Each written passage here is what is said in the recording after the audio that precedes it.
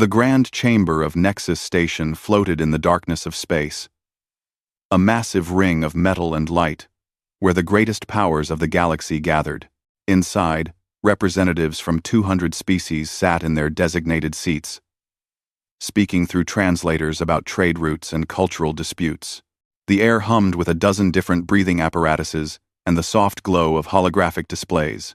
Counselor Verathon of the Meridian Empire adjusted his ceremonial robes and looked across the chamber. His 4 eyes fixed on one particular seat that had remained empty for 50 years. The nameplate still read, Earth, Humanity, in standard galactic script. I see our human friends have once again declined to grace us with their presence, Verathon announced, his voice dripping with sarcasm. Several council members chittered and buzzed in amusement. Ambassador Zhara of the Lirani Collective, a peaceful species with pale blue skin and large dark eyes, spoke up from her seat. Perhaps we should show more patience. Humanity is still adjusting to galactic society. Adjusting, barked Krotak, the reptilian representative from the Zephrani coalition. It has been 50 years since first contact, 50 years since they sent their ambassador to the first meeting and then vanished. This is not adjustment. This is cowardice. Verathon nodded in agreement. The humans attended one meeting. One. Their ambassador Park stood at that very seat, listened to our welcome, made polite excuses about needing time for internal reorganization, and never returned. Not once, in 247 sessions. The council chamber filled with the sounds of agreement from dozens of species. Earth had become something of a joke among the galactic community.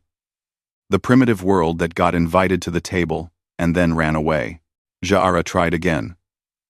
Their initial scans showed a species with potential. Perhaps they face challenges we do not understand. The only challenge they face is their own inadequacy, Verathon said dismissively. I propose we remove them from the registry entirely. Let them rot in their little corner of space. Before the vote could be called, War Master Draktar of the Korthak Dominion stood. He was massive, nearly 3 meters tall, covered in thick armored plates that had evolved on a brutal high-gravity world. His species had only joined the council 20 years ago, but they had made their presence known. Why do we waste time discussing absent primitives when real matters demand our attention? Draktar's voice rumbled through the chamber like thunder. Verathon gestured for him to continue. 15 systems along the outer rim are currently undefended. Their inhabitants have petitioned this council for protection 3 times. 3 times you have debated and done nothing. Draktar's eyes swept across the chamber. The Korthak Dominion grows tired of this council's endless talk. A small mammalian delegate from one of the rim worlds stood up, trembling. Please, honored council. The Korthak fleets gather near our borders. We have seen their ships. We cannot defend ourselves. We need help. Verathon waved a dismissive hand. We have discussed this matter extensively. Military intervention requires careful consideration. We cannot simply deploy forces every time someone feels threatened. We have 50 survey ships, the small delegate pleaded. No weapons. No shields. If the Dominion attacks, we will be helpless. Draktar smiled, showing rows of sharp teeth. Then perhaps you should consider whose protection to seek more carefully. Giara stood, her voice sharp. Is that a threat, War Master? It is a statement of fact. Draktar replied calmly. This council has debated trade agreements and cultural exchange programs for decades, while allowing its military capabilities to wither. The Meridian Empire once commanded a fleet of 5,000 ships. How many do you have now, Counselor Verathon? The chamber went quiet. Everyone knew the answer. The Meridian fleet existed mostly in historical records and propaganda. Perhaps 300 ships remained operational, and most of those were outdated. Verathon's face flushed with anger. The Meridian Empire maintained sufficient forces for defense, but not for protecting others, Draktar observed. which is why these rim worlds have no hope. He sat down. His point made, the small delegate looked around desperately, but no one met their eyes. Finally, they sat down, defeated. Ja'ara felt her heart sink. She had served on this council for 30 years and watched it slowly decay from a union of mutual protection into a social club where nothing ever got decided. Species maintained tiny defense forces, assuming the collective would protect them if needed. But that collective strength had never actually been tested. Until now. The session dragged on for another 6 hours. They debated regulations for asteroid mining. They discussed standardized translation protocols. They argued about whether species from high-gravity worlds deserved special accommodations in council facilities. Not once did they address the desperate pleas from the rim worlds. When the session finally ended, Ja'ara made her way to the observation deck. Through the transparent walls, she could see the stars stretching out in every direction. Somewhere out there was Earth, the planet that had heard the galaxy's invitation and decided to stay home. A young Lirani officer named Sujin Choi approached her. Sujin was special, the child of a human father and Lirani mother who had met during the early cultural exchange programs. She served as a liaison officer, one of the few people who maintained regular contact with human outposts. "Ambassador, you defended them again," Sujin said quietly. "Someone should," Ja'ara replied. "Though I wonder sometimes, if Verathon is right, why would they ignore us so completely?" Sujin looked out at the stars. "My father used to say, humanity learned long ago that when powerful people gather to talk, the talking often matters less than what happens when everyone goes home." Wise words, but cynical. Maybe. Or maybe just realistic. Sujin hesitated. "I receive reports from the Sol system sometimes. Through family connections. The humans are not idle, Ambassador." "What do you mean?" "I mean they are building something. I do not know what exactly. But every report shows more construction, more industry, more organization. Whatever they are doing, they have been doing it for 50 years without pause." Ja'ara considered this. Perhaps they are simply developing their own world. Nothing sinister in that. Perhaps. Sujin did not sound convinced. Back in the council chamber, Verathon stood alone, looking at Earth's empty seat. In truth, he did not think about the humans much. They were irrelevant. A footnote in galactic politics. The real concern was the Korthak and their growing aggression. The Meridian Empire had grown comfortable over centuries of peace. Their military had become ceremonial, more focused on parades than combat readiness. And now a species of warriors had joined the council and was testing boundaries. Verathon knew what others did not. The Meridian fleet had fewer than 200 operational ships. The rest were museum pieces, or had been sold off decades ago to fund social programs. If the Korthak decided to attack, the council would have no answer. He looked at Earth's nameplate one more time and laughed bitterly. At least the humans had been smart enough to stay away from this mess. When the storm came, they would be safe in their distant corner of space, untouched by galactic politics. The empty seat seemed to mock him in the dim light. Outside, the stars continued their eternal dance. And in one small yellow star system, humanity continued their work. 3 months passed. And Counselor Verathon received the message he had been dreading. 5 rim world systems had gone dark simultaneously. No communications. No distress signals. Just silence. Within hours, refugee ships began arriving at nearby stations. The survivors told the same story. Korthak warships had appeared without warning, overwhelming the minimal defense forces in minutes. The Dominion had planted their flags and declared the systems under their protection. The council convened in emergency session. The chamber buzzed with panic and angry voices. Representatives shouted over each other, while translation algorithms struggled to keep up. War Master Draktar entered the chamber with confident steps and took his seat calmly. He looked completely unbothered by the chaos around him. Verathon slammed his hand on the podium, calling for order. War Master Draktar. The Korthak Dominion has launched unprovoked attacks on 5 sovereign systems. This council demands an immediate explanation. Draktar stood slowly, his massive frame casting shadows across nearby seats. Unprovoked? These systems requested protection. When this council refused to provide it, they accepted our offer instead. We have harmed no one. We have protected the helpless. You call military invasion protection? Krotok hissed. We have reports of orbital bombardments. We destroyed abandoned military installations to prevent their misuse. Draktar replied smoothly. All civilian populations are unharmed and living under our benevolent oversight.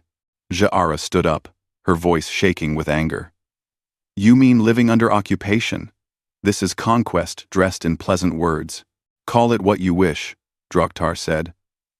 The facts remain. These worlds needed defenders. We answered their call. If this council had acted 3 months ago, perhaps the situation would be different. But you chose endless debate over action. The chamber erupted in arguments. Some supported immediate military response. Others called for economic sanctions. A few suggested negotiations. Nothing was decided. After 6 hours of circular debate, Virathon called a recess. In a private chamber, the real discussion began among the council's most powerful members. We need to show strength, Krotak insisted. If we do nothing, the Korthak will take everything. With what forces? Virathon asked bitterly. The Zephrani coalition has what? 80 ships? The Meridian Empire can field perhaps 200. If we strip every defensive post, do you think that will intimidate the Dominion? A Velen representative, a floating being of organized gas, pulsed with distress. Our intelligence suggests the Korthak have mobilized over 800 warships. They have been building their fleet since they joined the council. The room went silent. 800 ships. The number was staggering. Ja'ara accessed her datapad and pulled up reports. It is worse than that. Our analysts believe this is just the first wave. Korthak construction facilities are operating at full capacity. They are building more ships every month. Then we are finished, someone whispered. No. Virathon stood up straight, forcing confidence into his voice he did not feel. We pool all available military assets. Every ship, every species. We create a defensive line they cannot cross. Over the next week, the Council worked frantically to gather forces. The Meridian Empire committed 187 operational warships. Their entire remaining fleet. The Zephrani added 73. The Velens contributed 42. Dozens of smaller species added what they could. Even converted civilian vessels with hastily mounted weapons. The final count was 284 ships. It was pathetic compared to the Korthak Armada. But it was everything they had. Admiral Vera Kos of the Meridian Navy was given command of the defensive fleet. He was old, a veteran of the last major conflict over a century ago. He studied the force composition and shook his head grimly. Half these ships should be in museums, he told Varathon privately. The other half are civilian transports pretending to be warships. Against 800 Korthak vessels, we will last perhaps an hour. Then we make that hour count, Virathon replied. We show the galaxy that the Council will not surrender. Without a fight, during one planning session, a young aide suggested contacting Earth. The room fell silent. The humans? Krotok scoffed. They could not be bothered to attend a single council meeting in 50 years. You think they will risk their ships for us? Ja'ara considered it carefully. Perhaps not. But Lieutenant Choi has maintained some contacts with their outposts. We could send a message. Officially. Request assistance. A waste of time, Varathon said. But he looked desperate enough to try anything. Very well. Send the message. For the record, if nothing else, when historians write about this disaster, let them note we asked everyone for help. Lieutenant Sujin Choi volunteered to carry the message personally. She took a fast courier ship and set course for the Sol system. 2 weeks of travel at maximum speed. While she was gone, the Korthak made their move. Long-range sensors detected a massive fleet departing from Dominion space. 800 warships moving in perfect formation, heading directly for the Threshold system, the last major defensive point before reaching the Council's core worlds. Draktar sent a message to the Council, broadcast openly so all species could hear it. His voice was calm and almost friendly. Honored Council members, the Korthak Dominion is advancing to secure additional systems in need of protection. We advise all vessels to withdraw from the Threshold system within 48 hours. Any ships remaining will be considered hostile and dealt with accordingly. We do not wish violence, but we will not be denied. ATS. It was a declaration of war wrapped in diplomatic language. Admiral Veracruz gathered the defensive fleet at Threshold. The ships took up positions around the system's 2 inhabited planets, creating overlapping fields of fire as best they could. They had 36 hours until the Korthak arrived. The waiting was terrible. Crew members checked and rechecked their systems. Captains sent messages home to their families. Everyone knew what was coming. Zira joined the fleet aboard the Meridian flagship. She had no military training, but she refused to wait safely behind the lines while others fought. If this was the end, she would face it with them. On the bridge, she stood next to Admiral Veracruz and watched the tactical displays. "Do we have any chance?" she asked quietly. The old admiral smiled sadly. "There is always a chance, Ambassador. A very small one.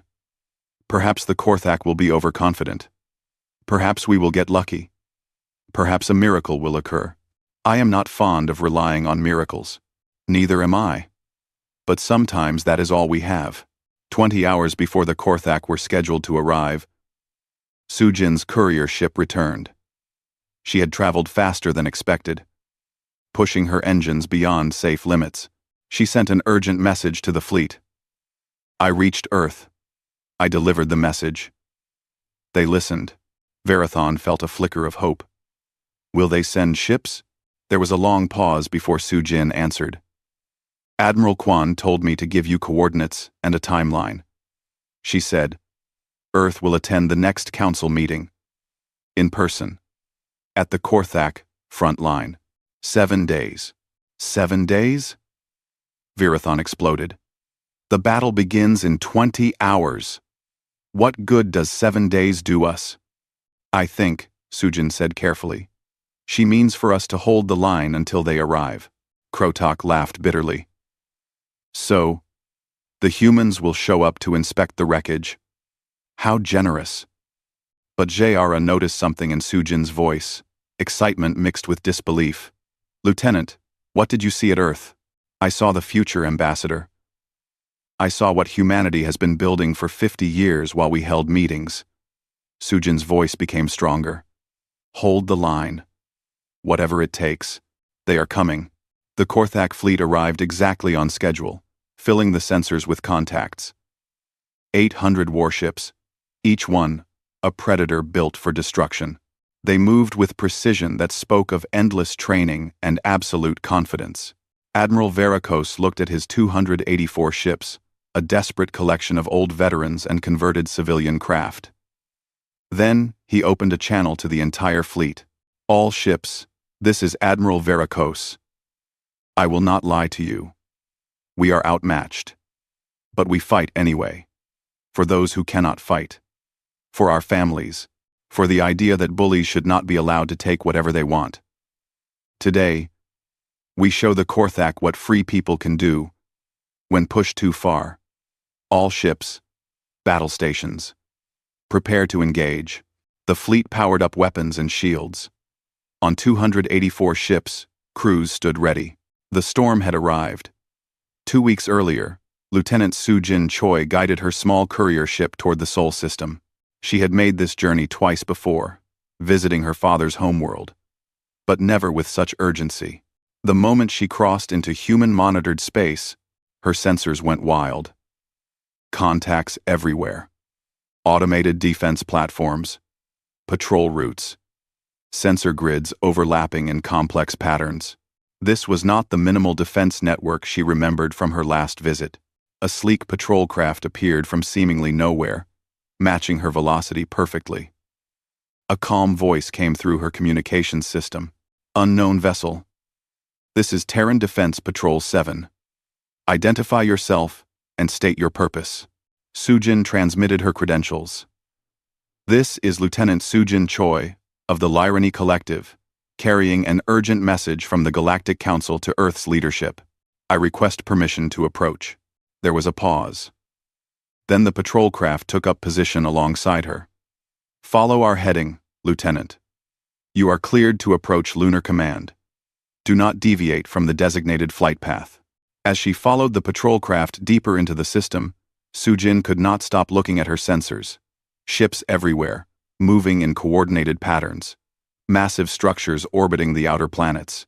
Construction facilities in the asteroid belt, working non-stop.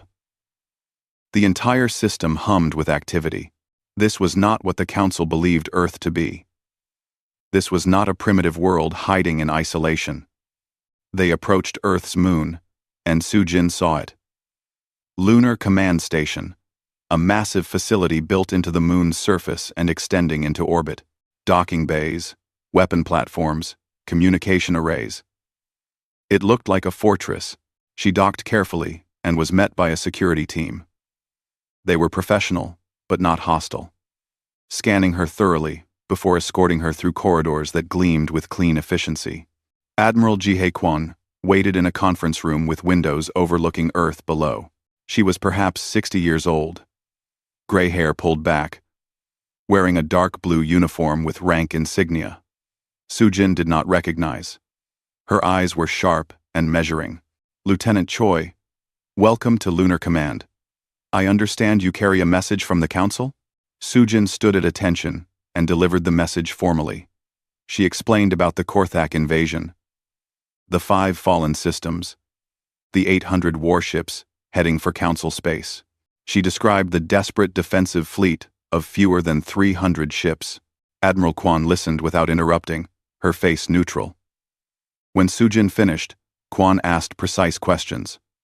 What weapons did the Korthak use? What were their tactical patterns? How many ships could the Council actually field? What was their command structure? Sujin answered as best she could, but she felt embarrassed. The Council's military capabilities sounded pathetic when laid out clearly. Finally, Kwon sat back and was quiet for a long moment. The silence stretched uncomfortably. Admiral, I know Earth has no obligation to help us, Sujin said. The Council has not exactly welcomed humanity warmly. But there are billions of innocent people in the path of this invasion. Any assistance Earth could provide would be deeply appreciated. Kwon smiled slightly. You are diplomatic, Lieutenant. A useful skill. She stood and walked to the window, looking down at Earth. Tell me, what does the Council think Earth has been doing for the past 50 years?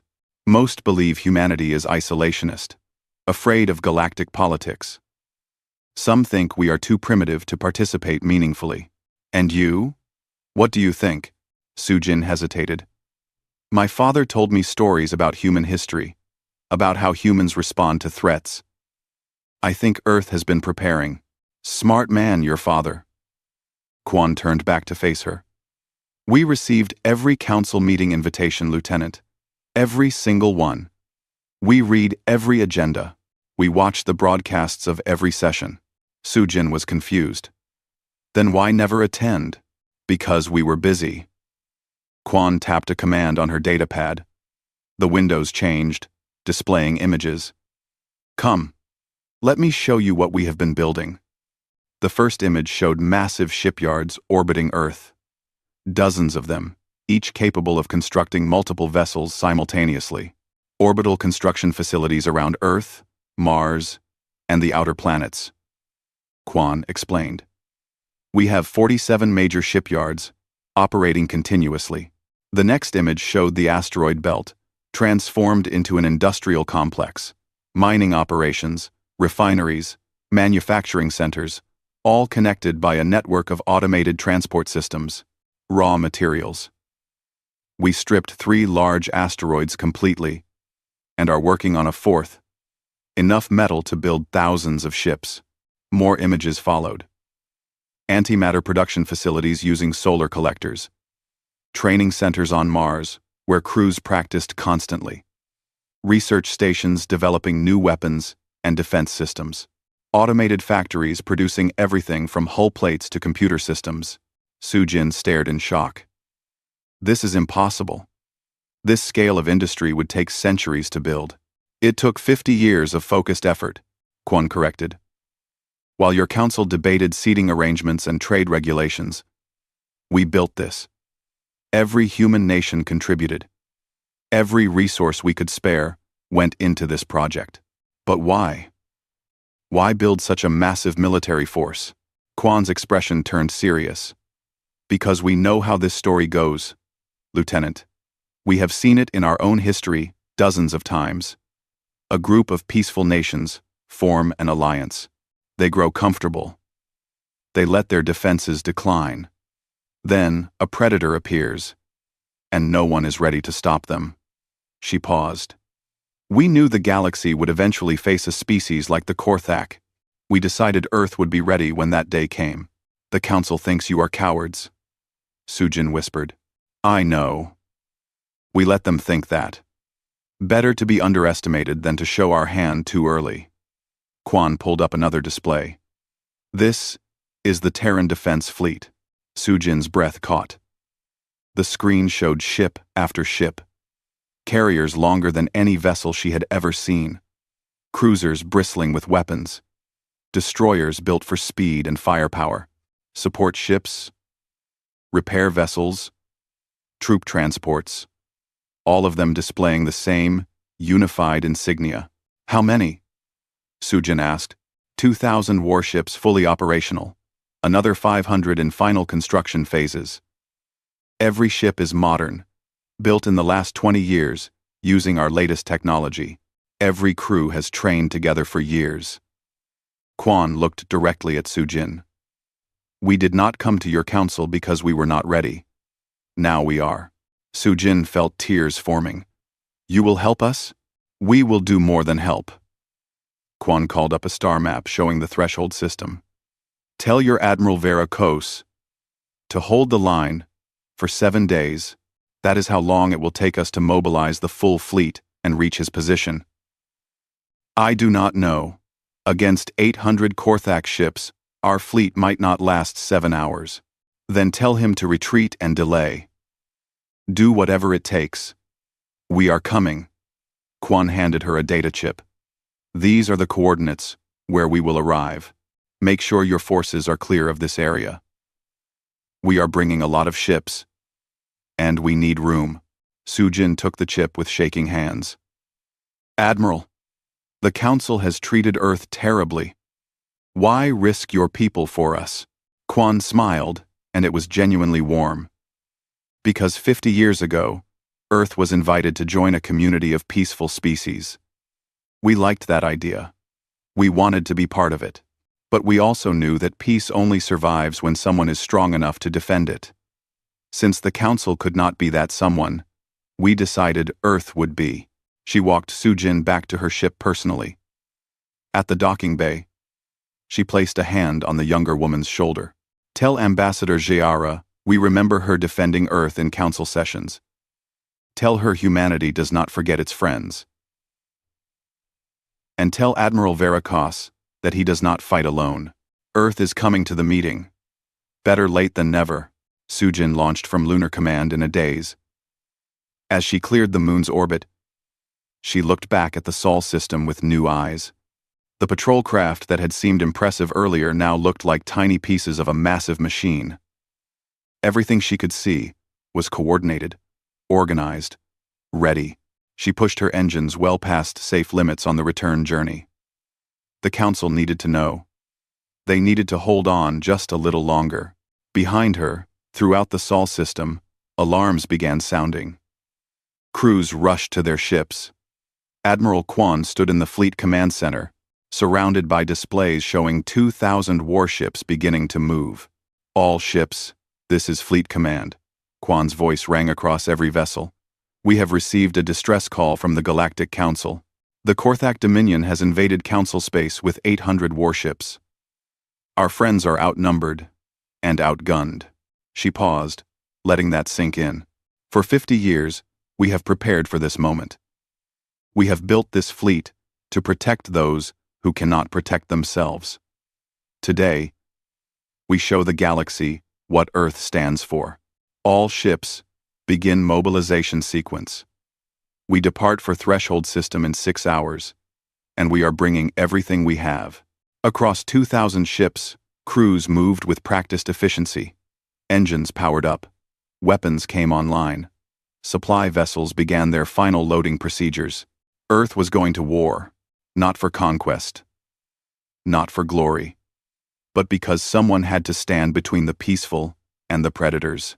And humanity had spent 50 years making sure they would be ready when that day came. Sujin's ship burst into the Threshold System, transmitting her message on every frequency. She had pushed her engines so hard that warning lights covered her control panel. But she had made the journey in record time. "This is Lieutenant Choi to Admiral Veracruz. I have returned from Earth. They are coming. I repeat, Earth is sending help. Hold the line for 7 days." On the bridge of the Meridian flagship, the message caused stunned silence. Then Verathon started laughing, a bitter sound without humor. 7 days? The Korthak arrive in 18 hours. What good does 7 days do us? And Dabu. But Sujin was already broadcasting the data chip's contents to the fleet. Coordinates appeared on every tactical display, marking a point in space well behind the defensive line. Admiral Quan said to keep this area clear. "They need room for the fleet." "The fleet?" Krotok hissed. "How many ships are the humans sending? 5? 10? This is madness." Sujin's voice shook with emotion. "I cannot tell you what I saw. You would not believe me. But trust me when I say we must hold the line. Earth is coming, and they are bringing hope with them." Admiral Veracruz studied the coordinates carefully. "Very well, Lieutenant. We adjust our defensive positions to keep that area clear. But 18 hours from now, we fight regardless. All ships, prepare for battle. May fortune favor us all." Jara pulled Sujin aside on a private channel. "What did you really see there?" "Everything, Ambassador. They have been building an entire war machine while we held meetings. The scale is beyond anything the Council has created." Sujin paused. "They watched us, Ambassador. They watched every council session. They knew exactly what we were becoming. And they prepared for the day we would need them." The hours crawled by. Crew members tried to rest but could not sleep. Engineers performed final checks on weapons systems, knowing most of their ships were already operating beyond design specifications. Captains wrote messages to their families, just in case. On the Council flagship, Verathon stared at the tactical display showing 800 Korthak contacts approaching steadily. Next to them, his own fleet of 284 ships looked pathetic. "We are going to die here," he said quietly to Admiral Veracruz. The old admiral nodded. "Probably. But we die standing. And maybe, just maybe, we buy enough time for something to change." The Korthak fleet emerged from faster-than-light travel with perfect precision. 800 warships spread across space in a formation that spoke of absolute confidence. Each ship was a masterwork of military engineering, armored plates over powerful engines and devastating weapons. War Master Drokhtar's face appeared on all frequencies. His expression showed no anger, just certainty. "Counselor Verathon, your fleet is brave but foolish. You have no chance of victory. I offer you one opportunity to withdraw. Take your ships and leave. We will occupy this system peacefully. Resist, and I will destroy every vessel you have brought here." Verathon wanted to surrender. Every logical part of his mind screamed that fighting was suicide. But he looked at his crew. At Jara, standing beside him. At Admiral Veracruz, waiting calmly for orders. He thought about the billions of people living in Council space, counting on someone to protect them.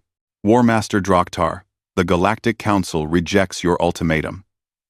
This system is under our protection. If you want it, you will have to take it. Draktar's smile was like watching a predator bare its teeth. So be it. All ships, advance. Destroy any vessel that resists. The battle began with the Korthak launching a massive missile barrage. Thousands of warheads streaked across space toward the defensive line. Admiral Virakos barked orders. All ships, point defense active. Interceptors launch. The Council fleet opened fire with everything they had. Energy beams and kinetic weapons tried to shoot down the incoming missiles. Small fighter craft darted between the warheads, destroying what they could. But there were too many. Missiles broke through the defensive fire. The first one struck a Zephrani cruiser, overwhelming its shields and tearing through the hull. The ship broke apart in a flash of light and debris. Then another hit, and another. Within the first 10 minutes, the Council lost 12 ships. The Korthak had not lost any. Reform the line, Virakos ordered. Concentrate. Fire on their lead elements. The Council fleet poured weapons fire into the advancing Korthak ships. They managed to damage a few, destroying shields and scoring hits on armor, but the Korthak vessels were built tough. They absorbed punishment and kept coming. The Korthak returned fire with disciplined volleys. They targeted the Council's larger ships, the ones with actual military capability. A Meridian dreadnought, pride of the fleet, took multiple hits to its engines and began tumbling out of formation. Jiara watched the tactical display with horror. Ships were dying. People she knew, friends and colleagues, were being killed right in front of her, and there was nothing she could do. How long can we hold? She asked quietly. Admiral Virakos did not take his eyes off the tactical display. The battle raged for 2 hours. The Council fleet fought desperately, using every trick experienced captains could think of. They concentrated fire to bring down individual Korthak ships. They used the system's planets for cover. They launched hit-and-run attacks with smaller, faster vessels. It was not enough. The Korthak had more ships, better weapons, superior armor, and well-trained crews. They advanced methodically, destroying Council vessels one by one. The casualty count climbed. 20 ships lost. 30. 45. 50. Admiral Virakos made the hardest decision of his life. All ships, begin retreat. We cannot win here. Fall back to secondary positions. Varathon wanted to argue but knew it was right. They had tried. They had bled. Staying would just mean dying for nothing. The Council fleet began pulling back, the faster ships covering the retreat of damaged vessels. The Korthak pursued, sensing victory. Then the sensors officer on the Meridian flagship gasped. Admiral Virakos looked at his tactical display. Space itself was rippling in the area Sujin had marked. Not one distortion or 10, but hundreds of them, all appearing simultaneously. What is that? Varathon demanded. War Master Draktar saw it too.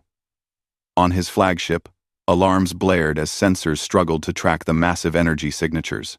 Identify those contacts, Draktar ordered. Before anyone could answer, space tore open. Slipspace ruptures formed in perfect geometric patterns. Each one, a doorway, from somewhere else. The scale was massive, far larger than anything normally used for fleet movements. The first ship emerged, a human carrier, over 2 kilometers long, bristling with launch bays and weapon systems. Then, another appeared beside it. And another. Destroyers poured through the ruptures in groups of 10. Cruisers followed in tight formations. Support vessels and repair ships took up positions. More carriers. More destroyers. More cruisers. The Council fleet stopped retreating. Crews, staring at their sensors, in disbelief. The Korthak fleet halted their advance, trying to process what they were seeing. Ships kept coming. 50. 100. 300. 500. They filled space with their presence, each one displaying the same insignia. Earth, Defense Force. 1,000 ships. 1,500. 2,000. Every single vessel was modern and clean, showing no signs of age or neglect. They moved together with a precision that spoke of endless training. Within minutes, they had formed a battle formation that made the Korthak's disciplined approach look clumsy. The 2,000 human ships positioned themselves between the battered Council fleet and the Korthak Armada. It was the largest military force anyone in the galaxy had ever seen assembled in one place. On every ship in both fleets, the same message came through. Admiral Ji-Hae Kwan's face appeared on communication screens, her expression calm and professional. "This is Admiral Kwan of the Terran Defense Fleet. We apologize for our tardiness to the Council meeting. We had some distance to travel." She paused, letting that sink in. "War Master Draktar, you and I need to talk." Aboard the Council flagship, Virathon collapsed into his chair, his legs suddenly unable to support him. Around the bridge, crew members were crying, laughing, some just staring in shock. Ja'ara found her voice first. "They came. They actually came." Sujin stood at her station, tears streaming down her face. I told you they were building something." Admiral Veracos, the old warrior who had commanded fleets for decades, looked at the tactical display showing 2,000 human warships and started laughing. Not the bitter laugh of despair, but genuine joy. "I asked for a miracle," he said. "I think we just got one." On the Korthak flagship, War Master Draktar stared at his tactical display in silence. 800 ships had seemed unstoppable. Against the Council's pathetic fleet, victory had been certain. Now he faced 2,000 warships he knew nothing about, from a species everyone thought was too afraid to leave their home system. For the first time in his military career, Draktar felt uncertain. He had expected to fight frightened civilians in converted cargo ships. Instead, he faced what looked like a professional military force that dwarfed his own fleet. Admiral Kwan's face remained on his screen, waiting patiently for his response. Draktar took a deep breath and opened a channel. "Admiral Kwan, I admit I am surprised. The Council led us to believe humanity was isolationist and weak. The Council believed what we allowed them to believe." Kwan replied calmly. "Now, shall we discuss terms? Or do we need to resolve this the hard way?" The space between the two fleets crackled with tension. 2,000 human warships faced 800 Korthak vessels, with the battered remnants of the Council fleet behind the human line. War Master Draktar studied the formation of human ships carefully. They had positioned themselves in overlapping layers, each group supporting the others. It was a defensive formation, but one that could shift to offense instantly. Whoever commanded this fleet understood military strategy deeply. "Terms?" Draktar repeated. "You speak as if you have already won." "Admiral, my fleet has fought 100 battles. We have never been defeated." Admiral Kwan's expression did not change.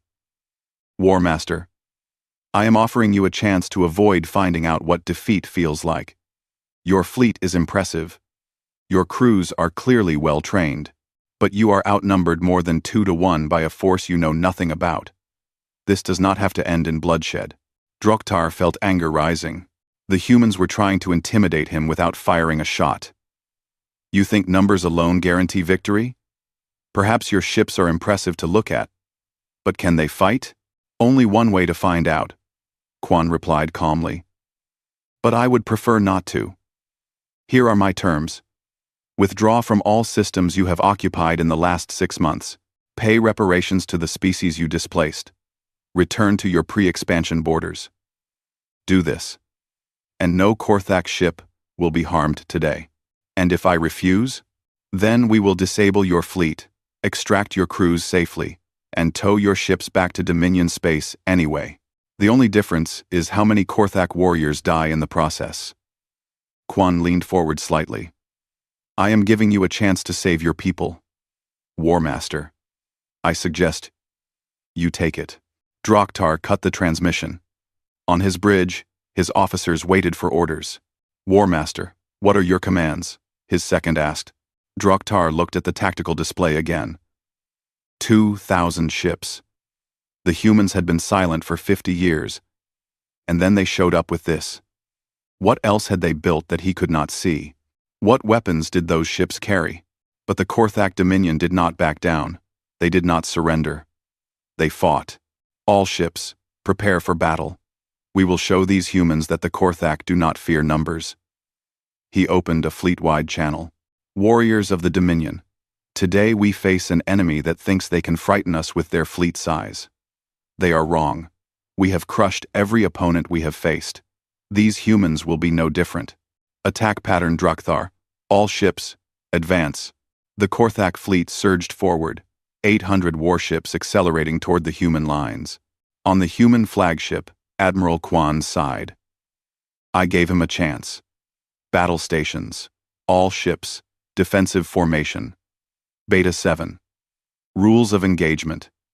Disable. Do not destroy. We are here to stop a war, not start a massacre. The two fleets collided in a storm of weapons fire. The Korthak opened with their standard overwhelming missile barrage, thousands of warheads designed to saturate enemy defenses. It had worked perfectly against the Council fleet. Against the human fleet, it failed completely. Point defense systems on every human ship activated simultaneously. Streams of kinetic rounds and energy beams created a wall of fire that intercepted the missiles while they were still kilometers away. Advanced targeting computers tracked and eliminated threats with mechanical precision.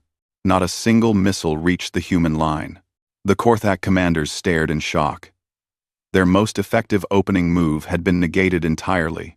Then the humans returned fire. Railgun rounds traveling at incredible speeds punched through Korthak shields like they were not there. The impacts were precise, targeted at weapons systems and engines, disabling rather than destroying. Plasma torpedoes followed, overwhelming shield generators without penetrating hull armor. Human fighter craft poured from the carriers, small and fast, swarming around damaged Korthak ships and cutting off their escape routes. But what impressed the watching Council fleet most was not the technology. It was the coordination. Every human ship knew exactly what it was supposed to do. Destroyers created overlapping fields of fire. Cruisers protected the carriers while launching devastating long-range strikes. Support vessels moved damaged ships out of the line of fire. Electronic warfare specialists blinded Korthak sensors while protecting human communications. They fought like a single organism with 2,000 bodies. The Korthak fleet, despite their training and experience, could not match it. They were used to fighting opponents who panicked under pressure, who made mistakes, who could be overwhelmed. The humans made no mistakes. Within 30 minutes, 100 Korthak ships had been disabled, their weapons destroyed, and engines offline. Human rescue ships moved in immediately, offering aid to the damaged vessels and pulling escape pods to safety. Draktar watched his fleet being systematically taken apart and felt something he had never experienced in battle before. Despair. Focus fire on their carriers, he ordered. Take out their command ships. The Korthak fleet concentrated their attacks on the human carriers. Massive vessels that should have been vulnerable to focused assault. But when the Korthak ships moved to attack, they found themselves walking into carefully prepared kill zones. Human destroyers appeared on their flanks, pouring fire into their exposed sides. The carriers themselves proved to have surprisingly heavy defensive armament. Another 50 Korthak ships were disabled in the next hour. On the Council flagship, Virathon watched the battle with his mouth hanging open. This is not possible. No one fights like this. Admiral Veracos, the experienced military commander, understood what he was seeing. They trained together for years, decades perhaps. Every captain knows what the others will do before they do it. Every crew has practiced until these maneuvers are instinct. He shook his head in admiration. This is what a real military force looks like. Jara noticed something else. They are not destroying the Korthak ships. Look, every hit is precise. They disable and move on. Sujin pulled up data on the human rescue operations. They are pulling Korthak crew members from damaged ships and providing medical aid. They are treating injured enemies. The battle continued for 6 hours, but the outcome was never in doubt. The Korthak fought bravely, but they were simply outmatched in every way. Better technology, better training, better coordination, and more ships. By the end, 600 Korthak vessels were disabled, floating dead in space with their crews rescued by human ships. 150 had surrendered when they saw what was happening. Only 50 were still operational, clustered around Drokhtar's flagship. Admiral Kwan opened a channel again. War Master Drokhtar, your fleet is finished. You fought well, and your warriors showed great courage. But this is over. Surrender.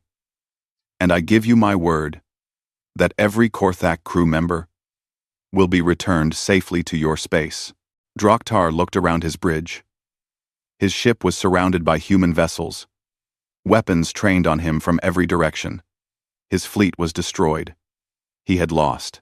Why? He asked. Why do you not kill us? We would have destroyed you. Without mercy. Kwan's expression softened slightly. Because that is not why we built this fleet, War Master. We did not spend 50 years preparing for war so we could be conquerors. We did it so we could protect those who needed protection. Your crews are not our enemies. Your government's actions were the problem.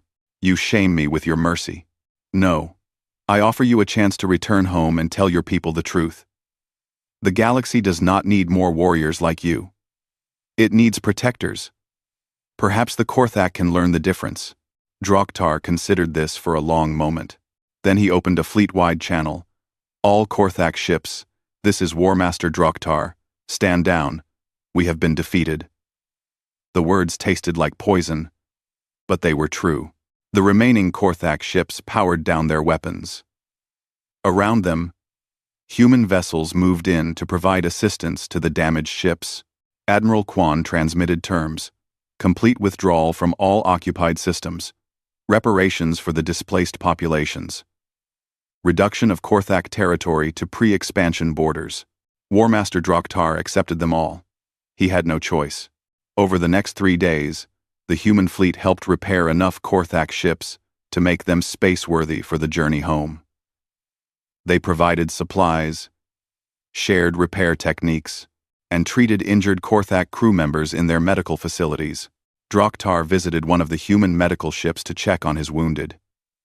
He found Korthak warriors being treated alongside human medical personnel, receiving the same care as human crew members would get. A human doctor, a woman named Dr. Sarah Chen, explained the treatment protocols to him. We are using regenerative techniques to repair the bone damage. Your people's physiology is challenging to work with, but we are managing. Why do you help us? Drokhtar asked. We came to conquer. We would have killed you. Dr. Chen looked at him with sad eyes. Because every person in this medical bay is someone's child, someone's friend, someone's family. War might be necessary sometimes, but cruelty never is.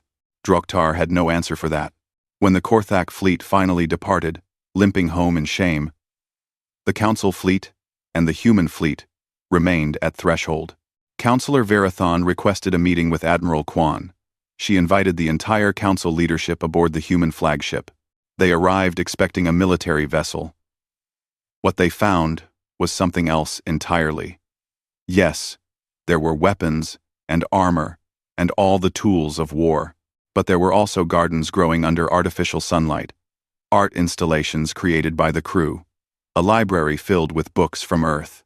Admiral Kwan met them in a conference room with windows showing the stars. Councillors, welcome. I apologize for the delay in attending council meetings. We had some preparation to do first. Verathon, for the first time in his political career, felt genuine humility. Admiral Kwan, on behalf of the Galactic Council, I apologize for how we treated Earth. We called you cowards. We mocked your absence. We were fools. You were comfortable, Quan corrected gently. There is a difference. You built a society focused on culture and trade and cooperation. Those are good things, but you forgot that peace only survives when someone is willing to defend it. Jeara stepped forward. Why did you really stay away, Admiral? The truth, please. Quan smiled. Because we watched your council sessions, Ambassador. We saw you debate seating arrangements for months. We watched you form 17 committees to study whether to form a committee to discuss military cooperation. We saw a governing body that had forgotten how to make hard decisions. She pulled up historical data on a display. In the 50 years since first contact, the Council has held 247 sessions. You know how many of those addressed military preparedness? 4. And those 4 resulted in no concrete action. The Council members looked ashamed. We knew that eventually, someone like the Korthak would appear. A predator species that saw opportunity in your weakness. We decided that when that day came, Earth would be ready to help. So we stayed home and built what was needed. Krotok spoke up. You built 2,000 warships. That is more than the entire Council combined. What do you want in return? We want you to be able to protect yourselves, Quan replied. Starting immediately, we are offering technical assistance and training to any Council species that wants to modernize their defense forces, not to build empires, not to threaten each other, but so that next time a War Master Drokhtar appears, you can defend your own systems. 1-5. Varathon felt tears in his eyes. You would share your technology? After how we treated you? Yes. Because that is what partners do. And because a strong council serves everyone's interests, including Earth's. Over the next months, human technicians and advisors spread throughout council space. They helped upgrade defensive systems, trained new crews, and shared knowledge freely. The council species learned that humans were not trying to control them but to empower them. 1 year after the Battle of Threshold, the Galactic Council held a session. Earth's seat was no longer empty. Admiral Quan sat there with a full delegation of human representatives. The session began with Varathon formally apologizing once more to humanity and thanking them for their aid. Quan stood and addressed the council.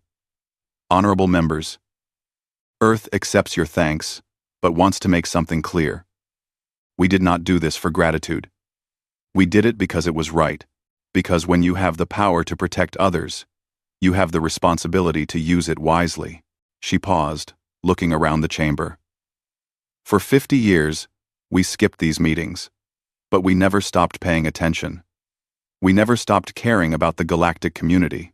We just showed our care differently, not through words and debates, but through preparation and action. Jeara stood and began applauding. Within moments, the entire council joined her. 200 species standing and honoring the world that had saved them. Outside, in the space around Nexus Station, human warships patrolled alongside vessels from dozens of council species. The combined fleet trained together, shared techniques, and built the bonds of true alliance. Earth had finally come to the galactic table, not as supplicants or conquerors, but as equals who had earned their place through demonstrated capability and moral courage. Admiral Quan looked at Earth's nameplate and smiled. The seat had been empty for 50 years, but those years had not been wasted. Earth had used that time to become what the galaxy needed most. Not politicians who debated endlessly, but protectors who acted when action was needed. And now, standing guard over a galaxy that had learned to value strength tempered with mercy, Earth finally felt at home among the stars. Captain Jinwoo Park stood before the Galactic Council chamber, his jaw tight with frustration. The massive circular room held representatives from 40 different species, all sitting in their comfortable seats while he showed them images of burning ships and dead civilians. On the holographic display, another merchant vessel floated in pieces, its crew lost to the Kravathi pirates who now controlled 3 entire sectors of space. "This is the 15th attack in 2 months," Park said, his voice steady despite his anger. "The Cravathi Pirate Syndicate is not just raiding cargo anymore. They are killing crews, taking prisoners, and selling them as slaves. They grow stronger every day while we talk." Ambassador Velnara, a tall Korthian with silver skin and 3 eyes, raised one elegant hand. "Captain Park, we understand your concern. However, the Council cannot simply deploy military forces based on incomplete evidence. We have protocols. We have procedures that exist for good reasons." Park felt heat rise in his chest. "Incomplete evidence? I just showed you 15 destroyed ships." "Yes, but we must verify these incidents through proper channels," another council member said, their translator making their clicking sounds into words. "We need investigation committees. We need diplomatic outreach to determine if these pirates can be reasoned with. Military action is always the last resort." "How many more people have to die while you verify and investigate?" Park demanded. Velnara's expression remained calm and diplomatic. "Captain, your species is still new to galactic society. You do not understand how things work here. Rushing into military action creates more problems than it solves. We estimate that in 6 months, perhaps 7, we will have completed our investigation and can present options to the full council." "6 months," Park repeated, his voice hollow. "In 6 months, hundreds more ships will burn. Thousands more people will die or disappear into slave markets." "That is speculation," Velnara said firmly. "We deal in facts and proper procedure. This session is concluded. We will review your evidence and schedule further discussions." Park watched as the council members began filing out, chatting amongst themselves about completely different topics. To them, this was just another meeting, another problem to table for later discussion. He gathered his data files and left the chamber, his hands shaking with suppressed rage. The station bar was crowded with off-duty ship crews, but Park found the corner table where 3 other human captains waited for him. Lieutenant Su-Min Lee, his second-in-command, sat beside Captain Maria Chen of the cargo hauler, Steady Progress, and Captain Thomas Wright from the mining vessel, Iron Will. They all looked at him with expectant faces. "Let me guess," Chen said. "More committees?" Park nodded and sat down heavily.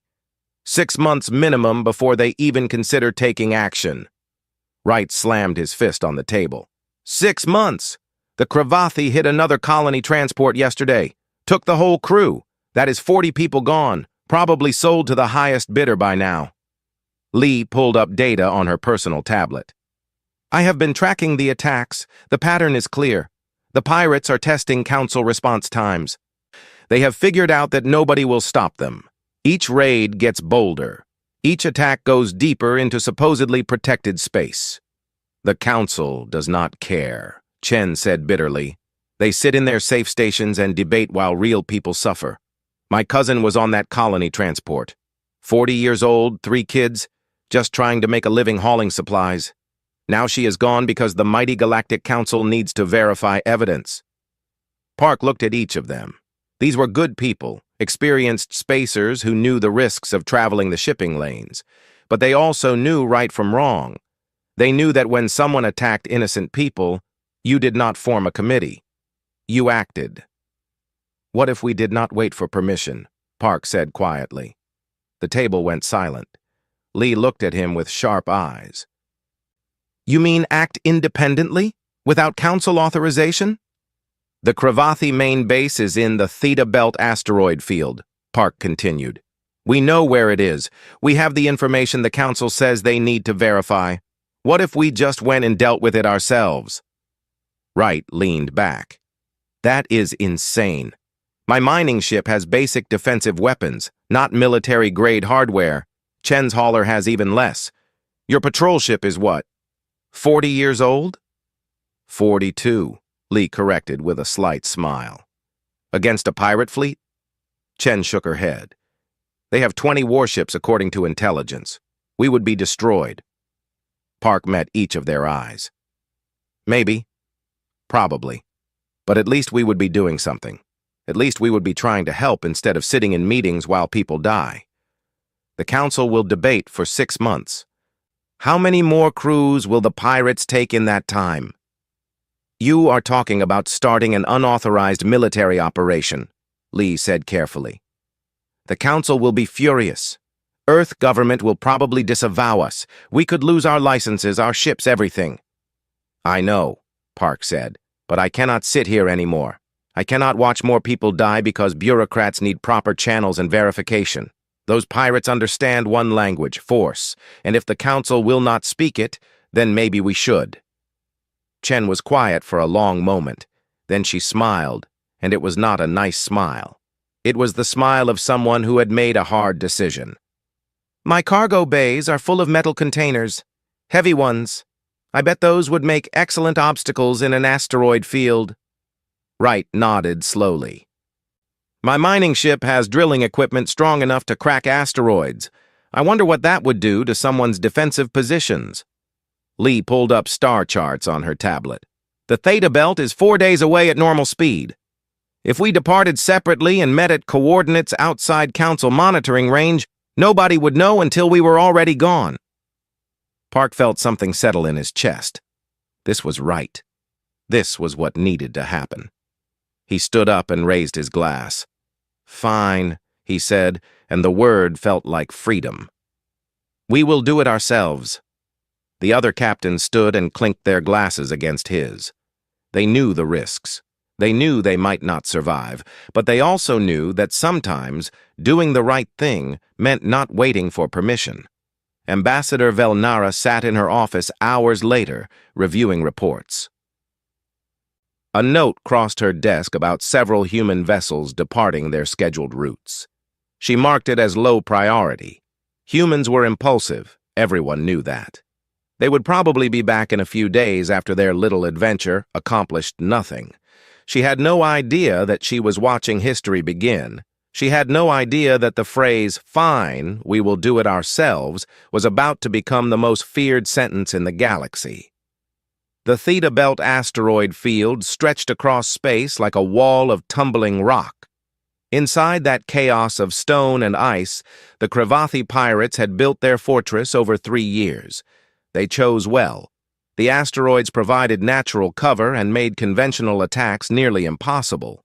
Sensor readings bounced off the rocks. Navigation became a nightmare. Any military force would need months to plan a safe approach. The 5 human ships arrived at the belt's edge and did not plan at all. All right, Captain Park said over the communication channel linking all 5 vessels. Everyone remembers what we discussed? Create chaos, survive the chaos, win through the chaos, Lee responded from her tactical station aboard the makeshift Justice. Simple plan. That is not a plan, Wright said from the Iron Will. That is barely even an idea. Welcome to the human way of doing things, Chen added cheerfully from the Steady Progress. Inside the asteroid fortress, Pirate Lord Zarthok received reports of the approaching human ships. The Cravathi commander was massive even by his species' standards, with 4 arms covered in battle scars and eyes that had watched countless victims beg for mercy. He looked at the tactical display and laughed, his translator turning his hissing sounds into mocking words. 5 ships? 5 tiny ships? The humans are even more foolish than I believed. Send 10 vessels to destroy them. Make it slow. I want the galaxy to see what happens when someone challenges us without council backing. 20 warships emerged from the asteroid cover, their weapons hot and ready. They were proper military vessels, stolen from various species over years of raiding. Each one outgunned the human ships 3-1. By every tactical calculation, the battle should be over in minutes. Then the humans started moving, and tactical calculations stopped meaning anything. Wright's mining ship, Iron Will, moved straight toward the largest asteroid cluster, his drilling equipment activated with a high-pitched whine that echoed through space. He did not drill carefully or precisely. He drilled fast, punching holes deep into 3 different asteroids in quick succession. "What is he doing?" Zarthok demanded. "Those drill hits are destabilizing the asteroid orbits." He was right.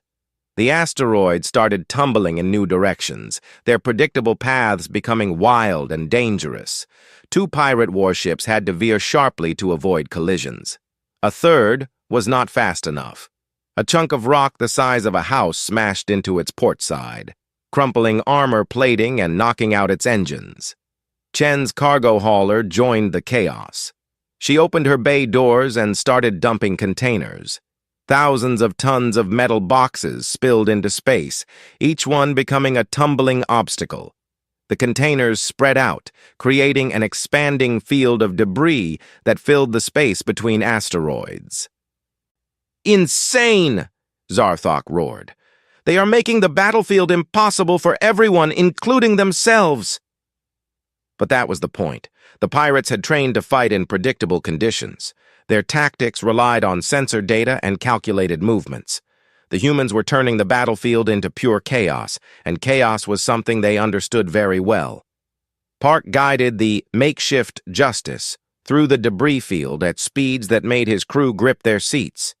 He dodged containers by meters, slipped between tumbling asteroids with centimeters to spare, and somehow kept his aging patrol ship intact through maneuvers that should have torn it apart. "Target their sensor arrays," he ordered Lee. "Blind them." Lee worked her tactical station with practiced precision. She picked shots carefully, not wasting ammunition on armor or shields.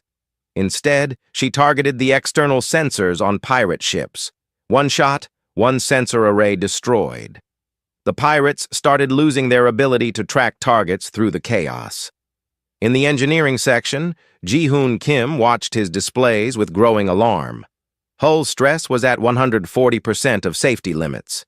Power conduits were overheating. The engine made sounds that no engine should make. Everything told him they should stop immediately and make repairs. Instead, he rerouted power from life support to shields, bypassed 3 safety systems, and boosted engine output to levels the manufacturers would call impossible. "We will hold together," he muttered to himself in Korean. "We will hold together because I say so." The pirate warships tried to adapt. They formed defensive groups and attempted coordinated attacks. But coordinated attacks required communication, and communication required clear sensor data. With half their sensors blind and asteroids tumbling everywhere, coordination became impossible. A pirate commander tried to lock weapons on the steady progress. Chen's cargo hauler looked helpless, fat, and slow. An easy target. The pirate ship moved in for the kill. Then Wright's mining ship appeared from behind an asteroid and drove its drilling equipment straight through the pirate's engine section. The warship died instantly, power core going dark. "Sorry about that," Wright said over the communication channel. "Did I forget to mention my drill goes through armor?" Zarthok watched his tactical advantage disappear into chaos. He had superior numbers and firepower, but those meant nothing when his ships could not navigate safely. 3 more warships collided with debris. Another took damage from a tumbling asteroid. His fleet was scattered, blind, and increasingly desperate. Park saw the opportunity. "All ships, converge on the flagship, now!" The 5 human vessels moved through the chaos like they were born in it. They dodged and weaved, using obstacles instead of avoiding them, turning the deadly debris field into cover and concealment. The pirate flagship suddenly found itself surrounded, separated from its support vessels by walls of tumbling rock and metal containers. Zarthok realized his mistake too late. He had assumed humans would fight like everyone else, with careful planning and calculated risk. He never considered they might embrace chaos itself as a weapon. "Retreat!" he ordered his fleet. "Fall back to the fortress!" The pirate ships broke formation and fled toward the relative safety of the asteroid base. Park let them go.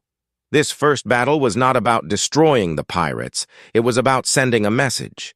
Lee checked her tactical display. 5 pirate warships destroyed or disabled, 3 more damaged, 0 human casualties. Yet, Kim added from engineering, we have 0 human casualties yet. This ship is held together by hope and my personal stubbornness. Park smiled despite the tension. Good enough. Signal the fleet. We hold position here. Back at Council headquarters, Ambassador Velnara watched the battle reports come in with growing disbelief. Her 3 eyes widened as she read the tactical summary. Impossible. The humans should be dead. Instead, they had defeated a superior force through methods so unconventional they bordered on madness. She opened a communication channel to Earth's diplomatic office. What are your ships doing? The human ambassador looked tired. Apparently, what we should have done months ago. They are protecting innocent people since the Council would not. Velnara felt something cold settle in her stomach. This was not just one battle. This was the beginning of something that would change everything. The humans had just proven they did not need permission, did not need proper channels, and did not need the Council's approval. They only needed determination and a willingness to embrace chaos. In the Theta Belt, Park looked at his tired crew. Rest while you can. Tomorrow we finish this. News traveled fast across the galaxy. Within 12 hours, every major news network broadcast the story of 5 human ships defeating a pirate fleet through pure chaos and determination. Within 24 hours, the story reached every trade route, every station, and every ship in known space. Within 48 hours, everything changed. Captain Park sat in his command chair aboard the makeshift Justice, reviewing damage reports. Kim had somehow kept the ship running, though he described its current state as technically impossible but practically functional. Through the view screen, the asteroid field floated peacefully, the pirate fortress silent and dark after their successful assault. They had won. Then his communication system started going crazy. Captain Park, this is the cargo vessel Morning Star out of Rigel Station. We heard what you did. We want to help. Captain, this is mining ship Deep Fortune. We have crews who lost friends to pirates. We are ready to fight. Makeshift Justice. This is the hauler Second Chance. Tell us where to go. We will be there. Lee looked at Park with wide eyes. Sir, I am counting messages from 37 different human vessels. They all want to join us. Park stood and activated the main broadcast channel. His face appeared on screens across multiple star systems, reaching every human ship that had contacted them. This is Captain Jinwoo Park. I did not start this to build an army. I started it because the Council would not protect innocent people. If you join us, understand what that means. No official support, no backup, no guarantee of survival. We do this because it is right, not because it is safe. He paused, letting his words sink in. If you still want to help after hearing that, then welcome aboard. Send your coordinates. We have a lot of work to do. By the end of the day, 12 human ships had joined their small fleet. The Galactic Council convened an emergency session. The chamber buzzed with anxious conversation from dozens of species representatives. Ambassador Velnara stood at the central podium, her silver skin slightly pale. The human ships have now conducted operations in 4 different sectors, she reported, all against pirate or criminal targets, all without authorization. This is unacceptable, shouted a Hixarian delegate. They act like vigilantes. They ignore our laws and procedures. Their procedures work, another voice called out. It was Ambassador Krell, representing the Margoni Trade Federation. Our ships have been attacked by pirates for 3 years. 3 years of council committees and investigations. The humans end the attacks in 3 days. That is beside the point, Velnara argued, though her voice lacked its usual confidence. We cannot allow individual species to conduct military operations without oversight. It creates chaos. The pirates created chaos, Krell shot back. The humans created safety. My people's cargo ships are traveling routes again that were considered too dangerous last week. Human patrols make that possible. The debate raged for hours. Some species demanded the humans be stopped and punished. Others quietly admitted they wished their own people had shown such courage. All of them recognized that something fundamental had shifted in how galactic security worked. Meanwhile, the humans kept working. A human freighter crew named the Lucky Dragon reached a prison station where captured civilians were held before being sold as slaves. The crew had no military training. They had welding torches, mining charges, and absolute determination. They cut through the station's hull in 3 places simultaneously, stormed inside through the breaches, and freed 47 prisoners from 6 different species. The operation took 11 minutes from breach to escape. The slavers never knew what hit them. Another group of human ships found a smuggling operation running weapons to pirate groups. The smugglers operated from a hidden station in a nebula, thinking they were invisible. The human engineer, named Sarah Kim, figured out how to track their ion trails through the nebula's interference. Once located, Captain Lisa Park simply rammed her heavy cargo hauler through the station's docking bay at full speed, then backed out before the smugglers could react. The station depressurized. The smugglers evacuated in escape pods. The weapons were destroyed. Total human casualties, 0. Total operation time, 7 minutes. Park received reports of each operation. Humans were spreading across 4 sectors, hitting every criminal target they could find. Each operation was different. Each one improvised. Each one succeeded through sheer human stubbornness and refusal to accept that something was impossible. "Sir, pirate activity has dropped by 30% across our operating area," Lee reported, showing him the statistics. "Trade ship attacks are down 45%. And we are getting messages from other species thanking us." Park nodded, but his expression was troubled. "We are winning battles, but we are also making enemies. The Council sees us as disrupting their authority. Eventually, they will have to respond." He was right. The response came in the worst possible way. Zarthok, the Kravathi pirate lord, had escaped the destruction of his main fortress. He fled to a secondary base with what remained of his fleet, his pride wounded and his reputation destroyed. The galaxy laughed at how 5 human ships had defeated his forces. Other pirates whispered that the mighty Zarthok had been beaten by creatures barely older than children in galactic terms. He needed to restore fear. He needed to prove that challenging him had consequences. His ships descended on a small human colony world called New Eden. The settlement held 3,000 people, mostly families trying to build new lives farming on a frontier world. They had minimal defenses because they never expected to need them. This was supposed to be safe space, protected by council treaties. The pirates landed and took 500 colonists hostage. Zarthok sent his message to every human ship and every council station. "The human attacks end now, or these prisoners die. You have 72 hours. Pull back your ships. Stop your operations, or I start executing 1 hostage every hour." Park watched the message with cold fury. Around him, his crew sat in shocked silence. "He took families," Lee said quietly. "There are children among those hostages." Park's hands clenched into fists. This was escalation beyond anything they had prepared for. This was a pirate lord gambling that the council would force humans to back down rather than let civilians die. Zarthok was betting on bureaucracy and procedure winning over human determination. The communication system lit up with urgent messages from council headquarters. Ambassador Velnara's face appeared on the screen, her 3 eyes filled with concern. "Captain Park, the council demands you cease all operations immediately. Zarthok's action is a direct result of your unauthorized activities. You must withdraw and let proper authorities handle this."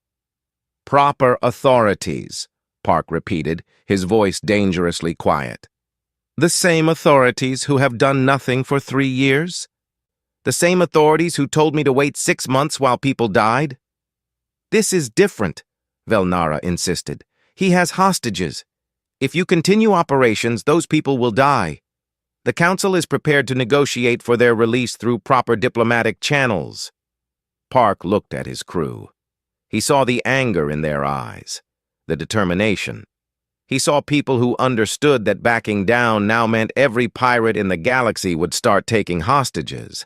It meant fear wins and evil succeeds because good people were too afraid to act.